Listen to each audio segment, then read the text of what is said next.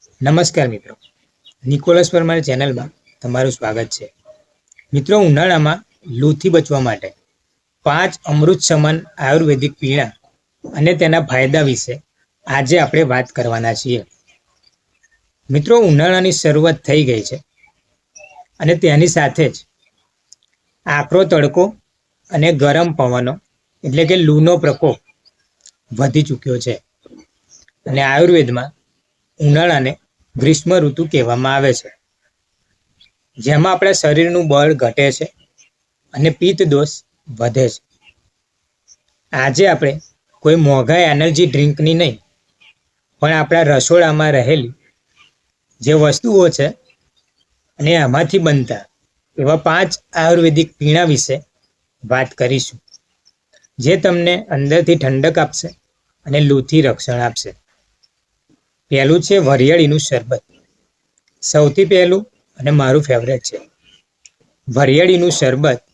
આયુર્વેદ મુજબ વરિયાળીની પ્રકૃતિ અત્યંત ઠંડી હોય છે. મિત્રો, કેવી રીતે બનાવવું? તો વરિયાળીને અધકચરી વાટી લો અથવા આખી રાત પલાળી રાખો. પછી તેમાં ખડી સાકર એ પિત્ત શામક છે અને થોડું પાણી ઉમેરીને એને ક્રશ કરી લો. મિત્રો, પછી એને ગાળીને તમે પીઓ. આનાથી ફાયદા શું થશે? તે પેટની બળતરા ઘટાડે છે અને આંખોને ઠંડક આપે છે. જો તમને ઉનાળામાં એસિડિટી થતી હોય તો આ તમારા માટે રામબાણ ઇલાજ છે. બીજું છે કાચી કેરીનું પન્નું. પરંપરાગત મહત્વ. મિત્રો, આપણું પરંપરાગત કાચી કેરીનું પન્નું જ્યારે લૂ લાગે ત્યારે આયુર્વેદમાં સૌથી પહેલાં આ પીવાની સલાહ અપાય છે. કેવી રીતે બનાવવું? તો કાચી કેરીને બાફીને તેનો ગલ કાઢી લો. તેમાં ગોળ અથવા તો સાકર, શેકેલું જીરું, સંચળ અને ફુદીનો ઉમેરો. મિત્રો, ફાયદા: કાચી કેરીમાં વિટામિન સી ભરપૂર છે અને આ પીણું શરીરમાં ઇલેક્ટ્રોલાઇટ્સનું સંતુલન જાળવી રાખે છે અને ડિહાઇડ્રેશન થવા દેતું નથી. ત્રીજું છે વરિયાળી અને ધાણાનું પાણી. મિત્રો, ખાસ પિત્ત શામક પીણું કહેવાય છે. ત્રીજું પીણું એ કદાચ ઘણા ઓછા લોકો જાણે છે અને તે છે ધાણા અને વરિયાળીનું પાણી.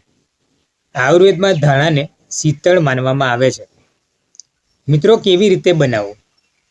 1 ગ્લાસ પાણીમાં 1 ચમચી આખા ધાણા અને 1 ચમચી વરિયાળી રાત્રે પલાળી દો.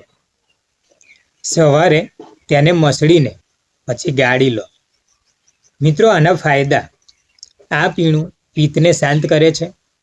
જે લોકોને પેશાબમાં બળતરા થતી હોય કે પછી શરીરમાં વધુ ગરમી લાગતી હોય તેમના માટે આ શ્રેષ્ઠ ડિટોક્સ ડ્રિંક છે. ચોથું છે મલાઈ વગરની છાશ.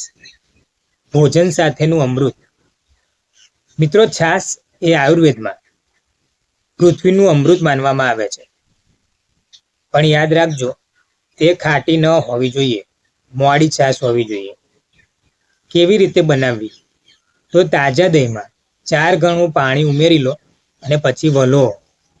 તેમાં શેકેલું જીરું, સંચળ અને થોડી કોથમીર નાખી દો. મિત્રો, આનાથી ફાયદા: છાશ એ પાચન તંત્ર સુધારે છે અને શરીરના તાપમાનને કુદરતી રીતે નિયંત્રિત કરે છે. બપોરના ભોજન પછી આ છાશ પીવી ખૂબ જ અનિવાર્ય છે. મિત્રો, પાંચમું છે ગુલાબનું શરબત અથવા ગુલકંદ. માનસિક શાંતિ અને ઠંડક. મિત્રો, ગુલાબનું શરબત અથવા ગુલકંદવાળું દૂધ કેવી રીતે લેવું? 1 ગ્લાસ ઠંડા દૂધમાં 1 ચમચી ગુલકંદ ઉમેરીને પછી તેને પીવો, અથવા તો તમે ઘરે બનાવેલા ગુલાબની પાંખડીઓનું શરબત પીવો. મિત્રો, આનાથી ફાયદા શું થશે?